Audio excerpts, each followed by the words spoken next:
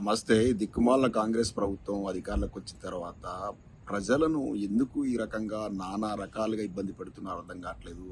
రావడంతోనే హైడ్రా కూల్చివేతలు, హైదరాబాద్ను అయితే ఐ థింక్ ఈ కాంగ్రెస్ ప్రభుత్వము హైదరాబాద్ నగరాన్ని సర్వనాశనం చేయడమే ధ్యేయంగా పెట్టుకున్నదా అర్థం కావట్లేదు. ఎందుకంటే రేవంత్ రెడ్డి గారు గురువు గారు చంద్రబాబు నాయుడు గారు అక్కడ అమరావతి లేవాలంటే ఇక్కడ హైదరాబాద్ పడగొట్టాలనే ఉద్దేశం కూడా కనపడతా ఉంది.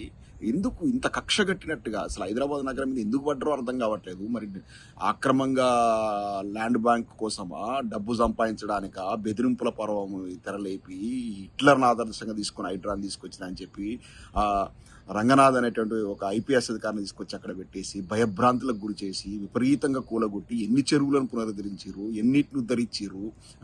అంతా సర్వనాశనం అయిపోయింది హైదరాబాదు. ఇక అది అయిపోయిన తర్వాత ఇక ఏదో హైడ్రా నడుస్తూ ఉంది, దాని మీద కోర్టు ముట్టికాయలు వేసింది, ఆ రంగనాథ్ తొలగించాలని ఇంకా బుద్ధి రాలేదు. ఇంకోటి ఎక్కడో 1908లో ఉన్నటువంటి ఒక చట్టంలో ఉన్నటువంటి సెక్షన్ 22A పట్టుకొచ్చారు 1908లో.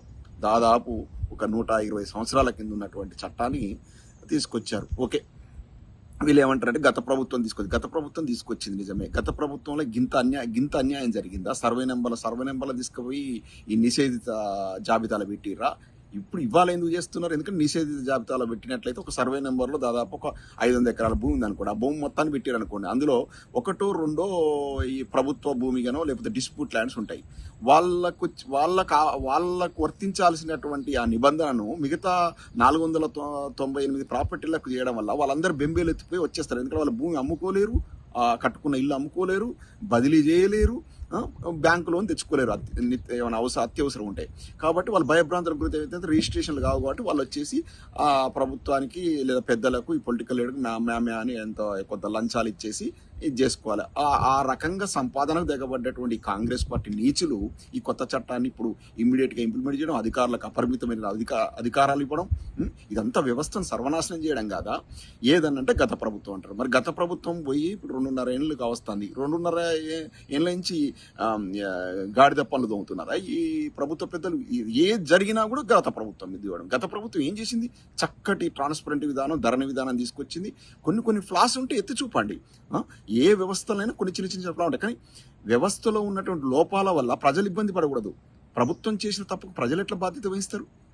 ప్రభుత్వం చేసిన తప్పుకు ప్రభుత్వమే బాధ్యత వహించాలా, కరెక్ట్ చేయాలి. ఇవాళ ఏం చేస్తాడు రెవెన్యూ మంత్రి చేసి క్షమాపణ చెప్తున్నాడు. నీ క్షమాపణ మనకి కావాలి. ఎందరి జీవితాలు ఆగమై ఉంటాయి, ఒక్కొక్కటి చెప్తా ఉంటాయి. దిల్సుఖ్ నగర్లో 320 గజాల ఒక భూమి లోపల ఒక అపార్ట్మెంట్ కట్టిండు ఒక ఆయన, ఒక బిల్డర్. 2004లో ప్రారంభించి 2007లో చేసేసిన తర్వాత అంత ఆక్యుపెన్సీకి వచ్చారు, మంచి నడుతుంది. అందులో 1-2 ఫ్లాట్ల మీద మొత్తం ఆ సర్వే నెంబర్లో వచ్చిన ఇష్యూ వల్ల ఆ అపార్ట్మెంట్ను నిషేధిత జాబితాలో పెట్టారు. ఇప్పుడు అందులో నివసిస్తున్నటువంటి కుటుంబాల సంగతి ఏంది? 20 ఏళ్ళ నుంచి అక్కడ నివసిస్తా ఉన్నారు. ఎర్రగడ్డలోనైతే వాసవి, జనప్రియ, కల్పతరు, బ్రిగేడు, సిటాడెల్ అపార్ట్మెంట్లు అన్నింటినీ కూడా నిషేధిత జాబితాలో పెట్టారు. దాంట్లో సుమారు 5,000 కుటుంబాలు నివసిస్తున్నాయి. ఇప్పుడు అన్ని నిషేధిత జాబితాలకు వచ్చేసినాయి. వాళ్ళు రిజిస్ట్రేషన్ చేయలేరు, వేరేటోళ్ళకి అమ్ముకోలేరు, కొనలేరు, బదిలీ కావు, లోన్లు తీసుకొచ్చుకోలేరు. ఇగో ఇన్ని అపార్ట్మెంట్లను తీసుకుపోయి దానిలో 2-3 ఏదో ఇన్సిడెంట్స్ ఉంటాయి నిషేధిత జాబితాలో. సర్వే నెంబర్ మొత్తం చేస్తే ఇప్పుడు 5,000 కుటుంబాలు రోడ్డు మీద పడ్డాయి. ఇప్పుడు దీనికి ఎవరు బాధ్యత వహించాలి? అట్లే గండిపేటలో 51 విల్లాసు, ఆ విల్లాలు కొనుక్కున్న వాళ్ళు జీవితకాలం వాళ్ళు ఒక్కొక్క రూపాయి కూడా పెట్టుకుని కొనుక్కున్న వాళ్ళందరినీ జీవితాన్ని ఇప్పుడు ఆగమాగం చేసింది. ఈ ప్రభుత్వానికి చిత్తశుద్ధి ఉందా? ప్రజలను కాపాడితే ప్రజలను భక్షించే ప్రభుత్వం ఇది. చండాలమైన ప్రభుత్వం. మెదడు ఎట్లా కాంగ్రెస్ వాళ్ళకు ఉండదు. ఈ ప్రజలు మర్చిపోయి వీళ్ళకి ఓటేసిన దానికి ఇంత అనుభవించాలా? అక్కడనో గోదావరి నదిలో నీళ్లు బారుతా ఉంటే వాటిని ఎత్తిపోసే ఉద్దేశం లేదు. కరెంటు ఎప్పుడు పడితే అప్పుడు పోతా ఉంది. నరకం చూస్తున్నారండి తెలంగాణ ప్రజలు. ఎక్కడి దిక్కుమాల ప్రభుత్వము. ఇప్పుడు సిగ్గు లజ్జ ఉంటే చేసిన తప్పుకు 22 ఇలా తప్పని ఒప్పుకున్నారు. ప్రభుత్వ పెద్దలు రాజీనామా చేయాలి, వాళ్ళు తప్పుకోవాలి. ఎవరు నైతిక బాధ్యత? ఇప్పుడు లాల్ బహదూర్ శాస్త్రి గారు చిన్న రైల్వే ఇన్సిడెంట్ అయితే ఆయన రాజీనామా చేసిండు. అట్నే ఇంత పెద్ద తప్ప ఈ ప్రజలు అతలాకుతలం అవుతున్న జీవితాలు రాజీనామా చేయాలి. ఇది ఈ దిక్కుమాల ప్రభుత్వాన్ని ఎన్నుకున్నందుకు మనకు ప్రజలకు ఇచ్చినటువంటి బహుమతి ఈ కాంగ్రెస్ ప్రభుత్వం, ఈ రేవంత్ రెడ్డి గారి ప్రభుత్వం. దీని మీద వెంటనే వైట్ పేపర్ రిలీజ్ చేయాలి. ఎంతమంది ఇదైనరు, ఎంతమంది సఫర్ అవుతున్నారని రిలీజ్ చేయాలి. దీని ఇమీడియట్గా కరెక్టివ్ మెజర్స్ తీసుకోవాలి. మొత్తం ఈ 22A సెక్షన్లో ఇప్పుడు తీసుకొచ్చిన నిబంధన మార్చేసి మొత్తం రిలీవ్ చేసేసి అసలు ప్రభుత్వ భూమిని కాపాడడంలో మేము కూడా సపోర్ట్ చేస్తాం బీఆర్ఎస్ పార్టీగా. కానీ ప్రభుత్వ భూమి అంటూ ప్రజల ఆస్తులను ప్రభుత్వ ఆస్తులుగా మీరు నిషేధిత జాబితాలో పెట్టడానికి మీరెవరండి? మీకున్న హక్కు ఏంది? అంటే ప్రజలను జీవించే హక్కును మీరు కోల్పోయేటట్టు చేస్తారా? ఇది దుర్మార్గమైన ప్రభుత్వం, ఇది నిరంకుశ ప్రభుత్వం, ఇది చండాలమైన ప్రభుత్వం. ఇవాళ మొత్తం ప్రభుత్వంలో తిరుగుబాటు వస్తూ ఉంది, పార్టీలో కాంగ్రెస్ పార్టీలో తిరుగుబాటు వస్తుంది, సీనియర్లంతా అగ్గి మీద గుగ్గిలమవుతున్నారు. ఇదొక ఇంత చండాలమైన ఇంత పనికిమాల ప్రభుత్వాన్ని అయితే ఇంతవరకు మనం ఉమ్మడి ఆంధ్రప్రదేశ్లో కావచ్చు, తెలంగాణ హిస్టరీలో చూడలేదు. దీనికి నైతిక బాధ్యత వహిస్తూ ముఖ్యమంత్రి గారు, రెవెన్యూ మంత్రి గారు వీళ్ళందరూ కూడా నైతిక బాధ్యత వహించి రాజీనామా చేస్తారా, ఇంకేం చేస్తారా వాళ్ళే చేయాలి. ఇక వాళ్ళ విజ్ఞతకు వదిలేస్తున్నాం. ప్రజలారా గమనించండి, కాంగ్రెస్ ఓటేస్తే ఎట్లుంటుంది అనేది.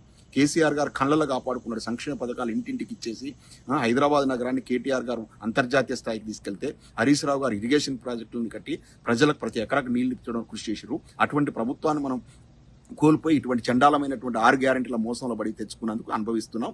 ప్రజలారా జాగృతంగా అండి, ఉద్యమించండి. ప్రభుత్వాన్ని బొందబెట్టాల్సిన ఆవశ్యకత ఎంతైనా ఉంది. ఈ ప్రభుత్వం తక్షణ రాజీనామా చేసి దిగిపోవాలి. తెలంగాణ సర్వనాశనం చేసిన దిక్కుమాల ప్రభుత్వం ఇది. జై తెలంగాణ.